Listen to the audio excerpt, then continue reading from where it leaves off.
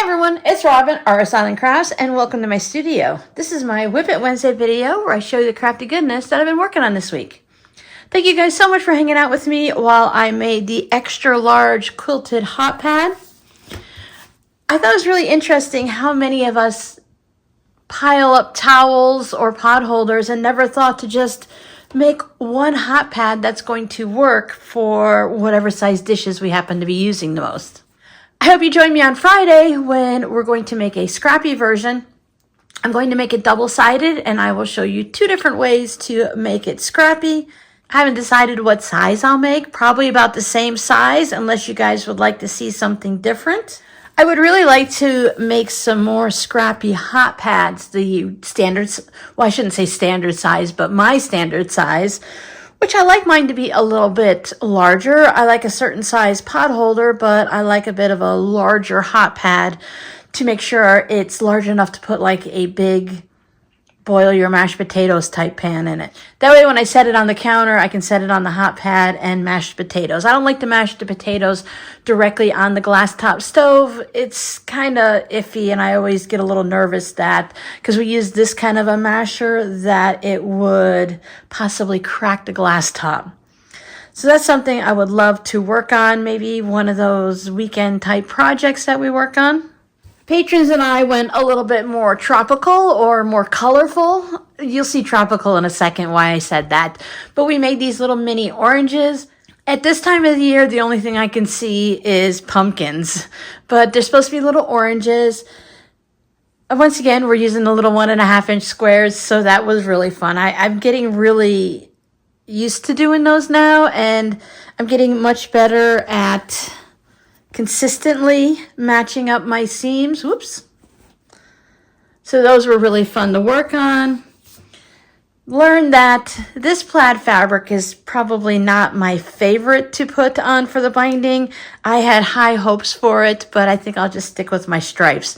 They're easier to work with. Now for the fabric for the back, I wanted to have something fun and colorful, so that's where the tropical is. A lot of different tropical fruits. This was the only fruity fabric that had oranges. I think this is actually a fat quarter from Dollar Tree, if I remember correctly. Either way, it was a fat quarter, so I was able to get both pieces from it, and I just love how colorful that is. That would be fun for like a Hawaiian type shirt or shorts or something fun like that. Even just a everyday zipper pouch or something it's fun to add those different colors into it. And I like that it has the hibiscus and the leaves and the different fruits. Does anyone like papaya? I've never really been a fan of papaya. We used to have papaya trees at my parents' house in their yard, and my father would always be like, just try it again. You'll probably like it this time. Dad, I'm in my 30s. I don't need to try it over and over and over again. I kind of know what I do and don't like, though our tastes do change. But I've been pretty strong with papayas, just not quite the fruit for me.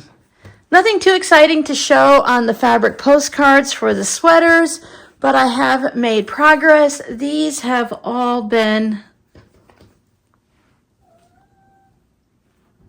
stitched around. Let's see if we can find one we can see. There we, oh, show you on the back. I stitched them all down, and these have all been trimmed to postcard size, and they're ready to be attached to the comic book board. These have not been sewn down because I didn't want to use a red thread on these like I used red or white on the other ones. I thought I would do green or black. And then this one I'll have to switch back, I think either light blue or a white. But since I had this blue, I thought I'd do both of them blue. So these will be another evening. I like to work on these after dinner just to spend about an hour just working on them and again moving them forward, because I like to start sending out the cards. Internationally, I like to send them out a little bit before Thanksgiving, and then the regular ones, I like to send them out just around Thanksgiving and the beginning of December. Thanksgiving is a little bit later in the year by a few days this year, so we'll see what I decide to do. Some will go to my patrons and some will go into the shop. So just a little bit of patience if you're interested in any of these for yourself. My patrons, if you didn't watch the video of me talking about these about a week or two ago, I did have a video where you guys can choose which one you would like if you would like to, or you can choose to be surprised. On a recent live stream, someone had asked me about my fabric cuff. Now, I wear this to cover up my medical alert ID bracelet because I have some allergies between the soy and the IVP dye that they use in CAT scans. I have an issue with that. It really makes my throat close up, so it's a little dangerous when you get a CAT scan, you know. They just pump me full of Benadryl and life goes on. But I was asked about it, so I told them that I did have a tutorial for it, and I will put a link at the end of this video. So if you want to go ahead and watch how I made this cuff, the video is like 4 years old. It was just around the time of the pandemic and everything. And I've been wanting to make more cuffs, and I'm just like, I should make more cuffs. I should make more cuffs. And I just never do. So I made some more cuffs. Now these snaps aren't actually on. I was going to put the snaps on last night, but then I decided it might be better to do it during the daytime when my brain's a little fresher, just to make sure I get everything lined up nice.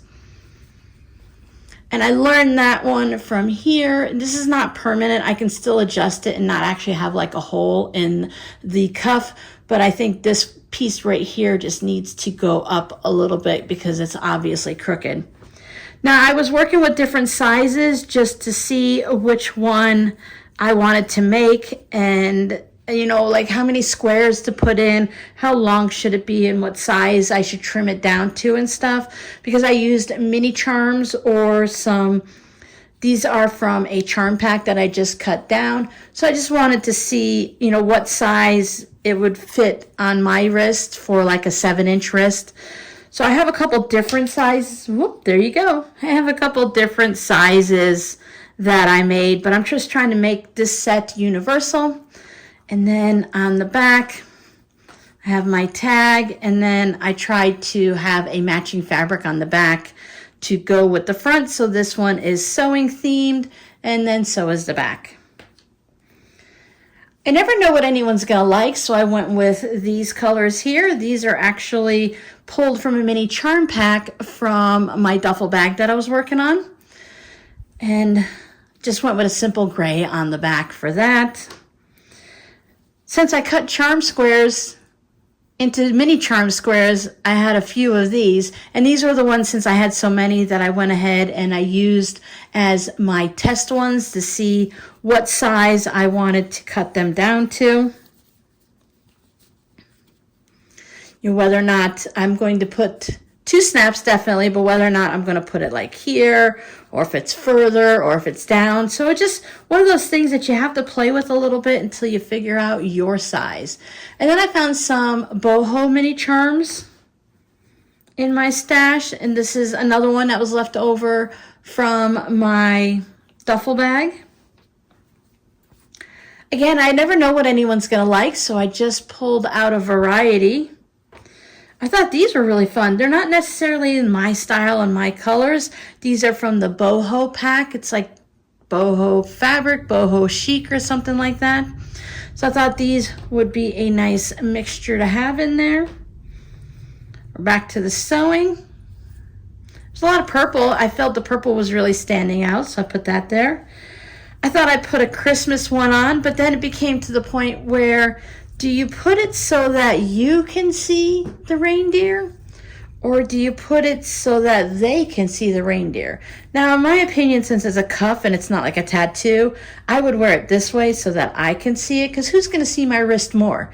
Me or the person at Walmart when I go shopping, or someone wherever you go for work or whatnot. Then I pop the snowman on the back. There's another fun colors. I found this fabric recently in my stash when I was clearing things up. Someone had sent me this, I'm pretty sure. I don't remember buying it, so this had to have been sent to me. So if you did, thank you so much. It's a really pretty fabric. I don't know what I'm gonna make with it yet, but I feel like it needs to be book sleeve, tote bag, zipper pouch, something like that, so I can have that big print, because it's a medium to large size print and you really don't want to cut anything off. And if anyone is curious, this is from David Textiles. And it just says for children's sleepwear. So it doesn't have an actual name or a number or anything like that on it. But I thought that would just go nice on the back. Now, because I did put my tag on it, these aren't necessarily reversible.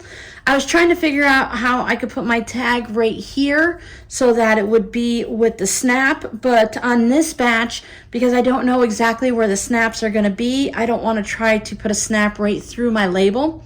Because if it's on the label, then maybe I'll play with it a little bit to see, because if it's underneath there, will the label come out when you flip things around and stuff? So sometimes my brain can't always flip things, so I just have to actually have it in my hand and do this. So once I do these, if I'm able to put the label in a different spot to make them reversible, then I'll go ahead and do that. Unless you don't care that my label is on the outside. I tried to put a spot where it was least likely to possibly irritate when it's snapped. So I thought if most people snap it and put it here, then it would sit flat right here and not like around a corner or something like that. So that's why it's pretty much in the center. And this is another one that is from that Boho Chic little mini charm pack. And I just put the word fabric that I have, the little grungy type fabric on the back. So those are really fun. I have one more. I haven't made this yet because I set this aside with Halloween coming up in just a few days. I thought I would go ahead and do this on Instagram, just a quick sped up version of it, and then link it back to my YouTube channel here.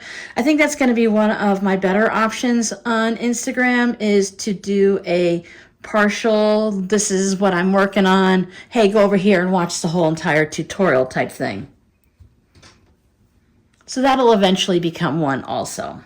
Now here's my duffel tote. I chose this purple grunge to use for the binding on it. I made progress. I decided that instead of trying to figure this out, let me turn it into a 3D project, and then I'll be able to see exactly what size I need to make for the side. So I went ahead and I pinned the straps on, and I kept going over to my bathroom mirror because I can stand far enough back. It's almost like a full-length mirror because of the way my bedroom connects to it. So I went ahead and I kept trying to see where I wanted the straps, how long.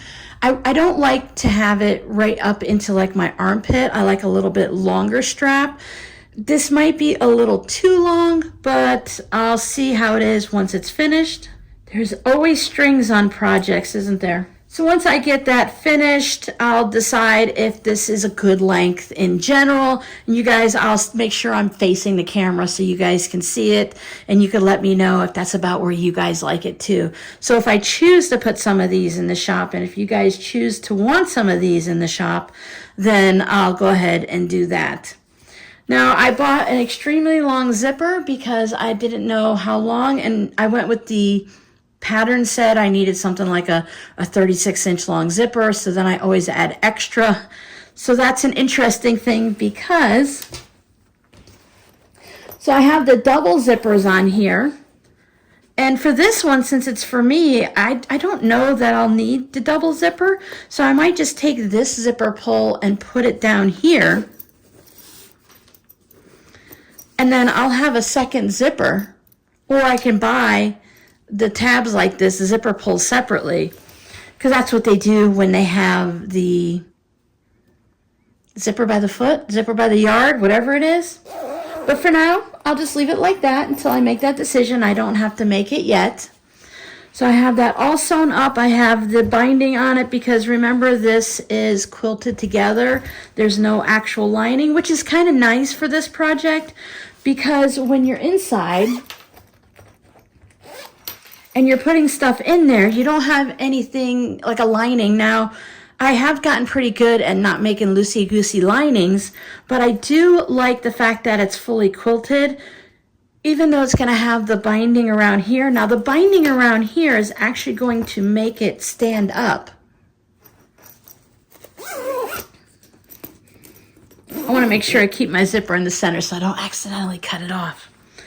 But when you put the side pieces on, they're quilted also with a pocket, and it's pretty stiff. It could stand up on its own. So then when you put it in here and you bind it all together and the binding's on the inside, it's going to give you that duffel bag shape. Not quite a barrel, it's not round, but it has rounded bits here.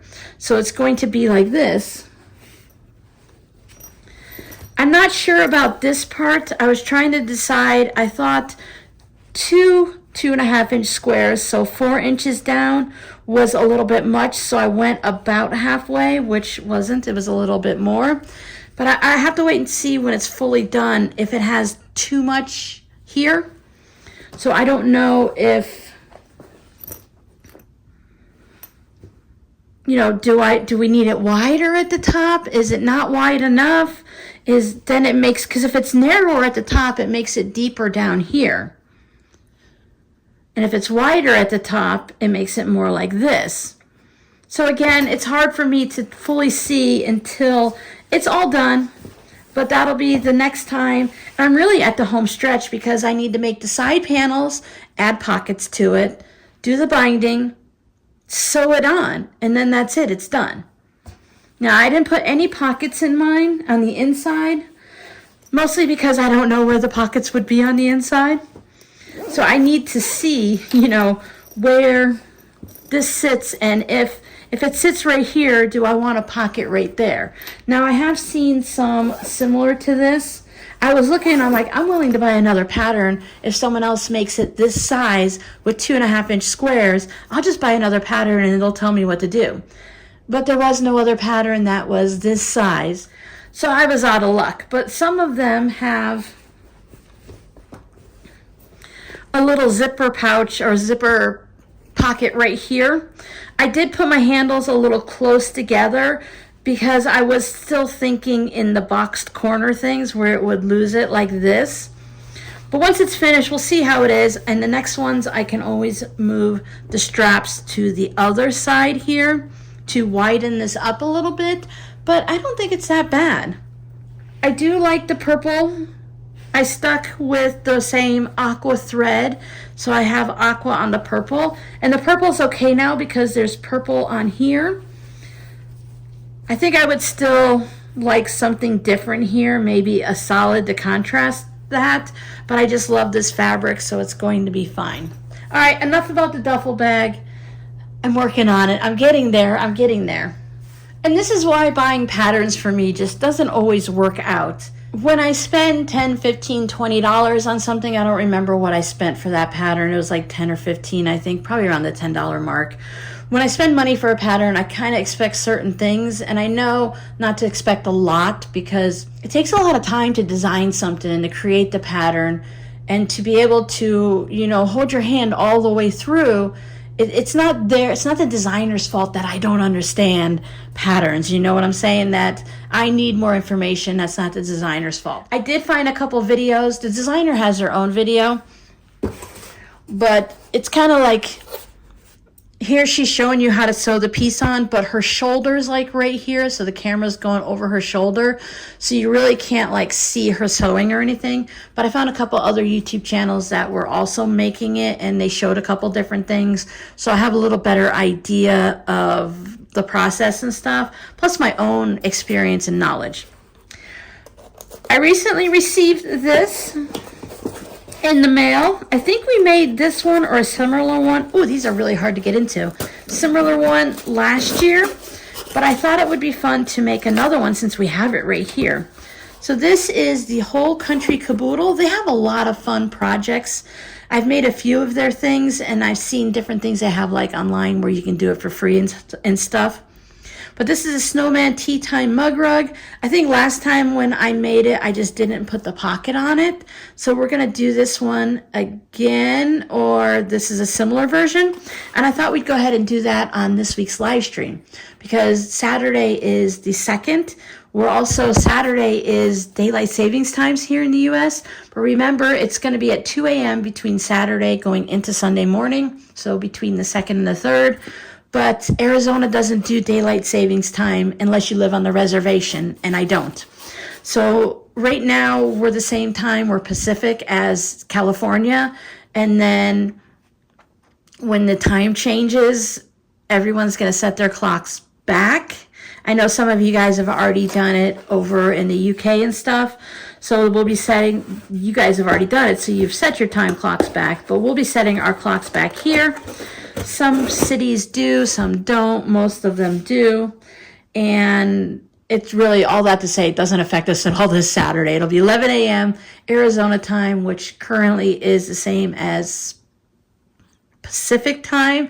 It's really hard not to say specific. It's Pacific time, even though I live in the mountain time zone. Now, if that didn't confuse you, right?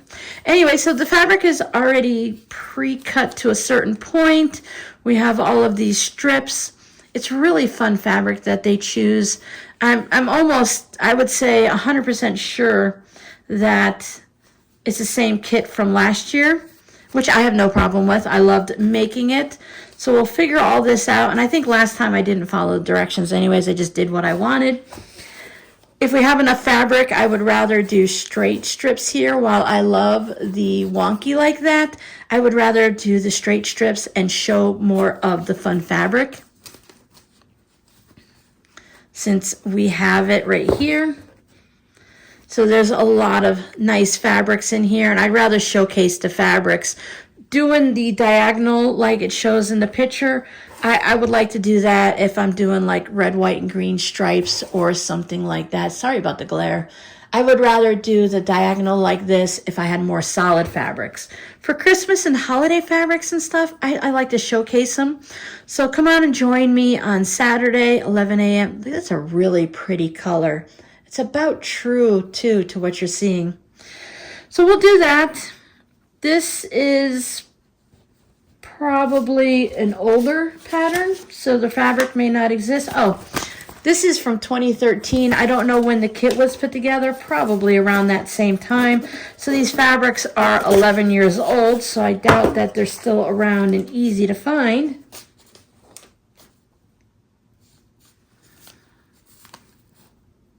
But maybe they are. We've got a couple salvages. Oh, that's Henry Glass. Henry Glass makes some really nice fabrics. That must be his nose. All right, so we're going to work on this, and we're going to do it on Saturday until it's completely finished. Putting it together, quilting it, putting the binding on, the whole country caboodle. As always, you can call dibs on any of these projects. They will be going into the shop. One of the oranges will be going up on my mini wall over my door, just because I have a pineapple and a strawberry, so I'm kind of doing a fruit theme up there. I saw a pattern for cherries that I've saved, and I think I saw some lemons. Maybe do a lemon and a lime that kind of like sit like this or something. I'm just going to keep putting fruit up there because it makes me happy. Even if some of my fruit looks like pumpkins. But the rest will be going in the shop. I'm trying to gather up all of the items that I have finished so I can do a big shop update, get all of my videos done, and just spend a day taking pictures and getting everything uploaded. So I hope you can join me on Saturday or catch the replay. And we'll hang out and we'll sew this little snowman mug rug. I love when you guys send me little kits and patterns and such like this, that we can just sit down and sew this up in an hour or two while we're hanging out on the live stream. So I really appreciate it when you guys send me these things. Or if you just send me your little bitty scraps and we end up making something anyway. Mug rugs are great. This one is a 6.5 by 9 inch. That's about the average size for a mug rug. Again, I'd probably just going to skip that and slide the snowman over just a little bit, or maybe put a piece of fabric there. We'll see.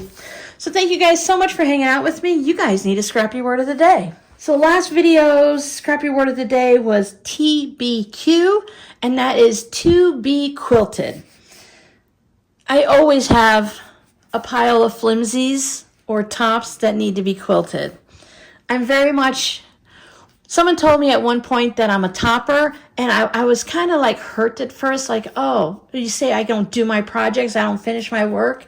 And then, you sit down for a second and you don't take everything as a negative and you're thinking, oh yeah, I am a topper. It just felt so wrong to be called that. Like I make quilts. I make quilts.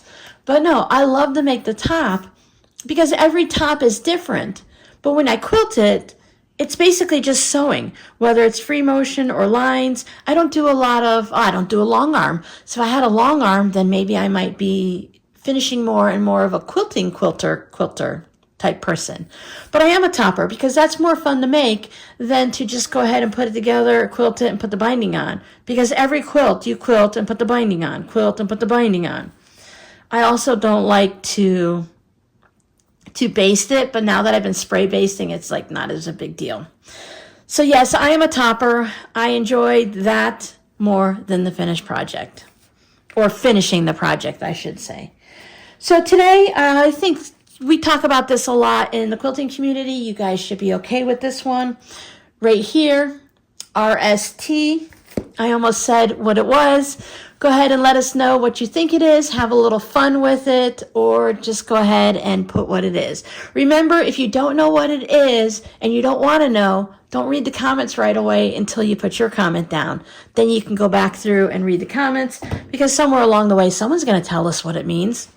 Now, next month, I'll do the search and we'll go to a little bit more difficult, unless you guys want to do a theme. I was going to say it's Thanksgiving month, but yeah, it's Thanksgiving month, but it's November. We can come up with some fall Thanksgiving words, or if you'd like, we can just keep going with, I always get lost here. Is it acronyms? Is acronyms the right word? If I have it wrong, I'll put it there, but we'll go with the little abbreviation initials with the quilting terms. We're going to get to a point where they're going to be a little scarce and we don't know what they are if we're doing 2 a week, though. So thanks so much for hanging out with me. I hope to see you on Saturday's live stream, 11 a.m. Arizona time. Bye. Hey, happy Halloween, everyone. Be safe. I hope you guys get trick-or-treaters, the little cute kids that come to the door. I don't think we're going to get anybody here, especially since I don't plan on turning on the light. Bye.